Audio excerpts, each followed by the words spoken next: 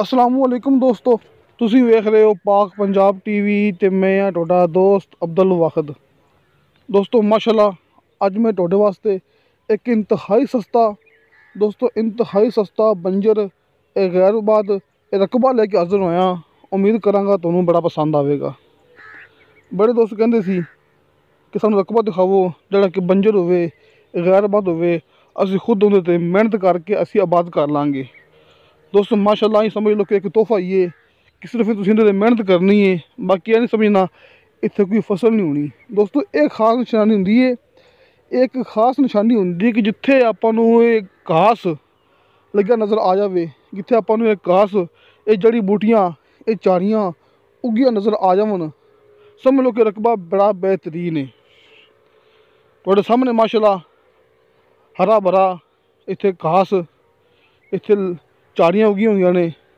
सिर्फ तुसी भरावां ने यह रकबा पद्धर करना है, किराया लाना है, हल लाना है। तुसी सिर्फ इनू पद्धर करना है, इस जमीन नू बराबर करना है, तो बाकी इंशाअल्लाह ताला तुहाडे सामने इहो ज़मीन सोना उगलेगी, बड़ी बेहतरीन बन जाएगी, नहायत ही शानदार बन जाएगी।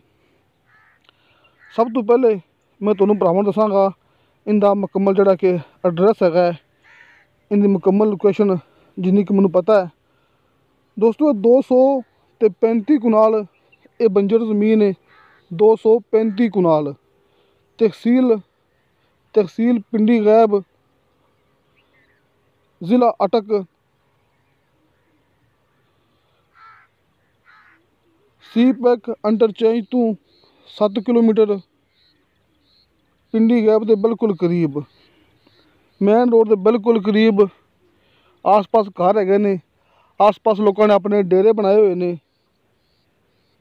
बड़ी बेहतरीन ज़मीन है। देखो दोस्तों तुहाडे सामने इत्थे घास, हरा भरा घास, हरियां भरियां जड़ियां बूटियां, इत्थे ये पहचान हुंदी है अच्छी ज़मीन की। ये पहचान हुंदी है, ये निशानी हुंदी है कि कित्थे हरा भरा आपां नूं घास नज़र आ जाए, जड़ी बूटियां, ये चारियां आपां नूं हरियां भरियां नज़र आ जावन, समझ लो कि रकबा बिल्कुल काश्तकारी वास्ते बड़ा ही बेहतरीन है।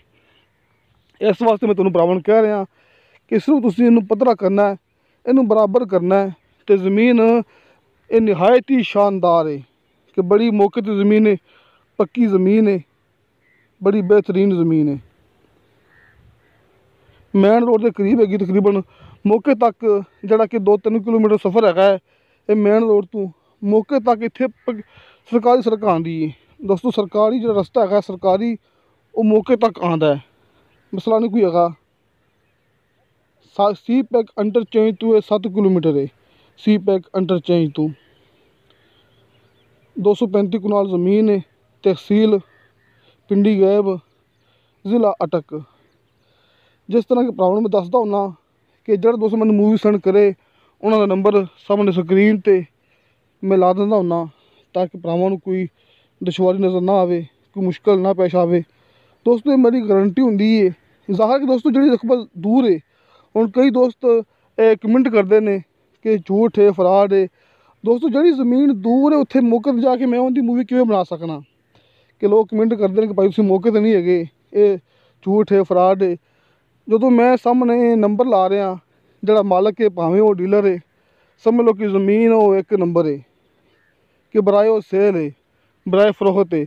अगर मैं झूठ मूठ मार के, एक कूड़ मार के, पंजाबी कहते हैं कि मैं मूवी यूट्यूब पर अपलोड करनी हुए, तो मैं तकरीबन रोज़ ना कोई 10-12 अपलोड कर सकना। लेकिन नहीं, मैं रोज़ सिर्फ एक मूवी या 2 मूवियाँ एंड मैं अपलोड की है ना, क्योंकि मैं सिर्फ वो मूवी अपलोड करना यूट्यूब पर जी ओरिजिनल होंगी है, जी ज़मीन बराए सेल होंगी है। भावें घर है, कोई ज़मीन है, कोई प्लाट है, सिर्फ वो चीज़ दिखाना जी कि बराए सेल होंगी है। दोस्तों ये भी ज़मीन मैनू भाई हमाद साहब ने फतेह जंग वाली साइड तो काम करते हैं, उन्होंने मैनू ये भेजी है। उन्होंने व्हाट्सअप नंबर, उन्होंने कॉल नंबर तुहानू भरावां नूं सामने स्क्रीन तो नज़र आ जाना है। तो वैसे भी मैं तुहानू भरावां नूं दस दिना कि 0336 52 63 135। इस तो इलावा 0312 513 1796। दोस्तों इस रकबे की डिमांड की है सिर्फ 60,000 रुपया, 60,000 रुपया पर कनाल की डिमांड है। 235 कनाल ज़मीन है, एक ही बंदे के नाँ ते 60,000 रुपया पर कुनाल इनकी डिमांड है, कमी पेशी प्यार मुहब्बत हो जाएगा तो उन्होंने ज़मीन मुकम्मल मिलेगी। इनका फ्रंट माशाल्लाह बहुत वड्डा है भाई, हमारे कहने मुताबिक कि बड़ी अच्छी ज़मीन है, बड़ी बेहतरीन ज़मीन है।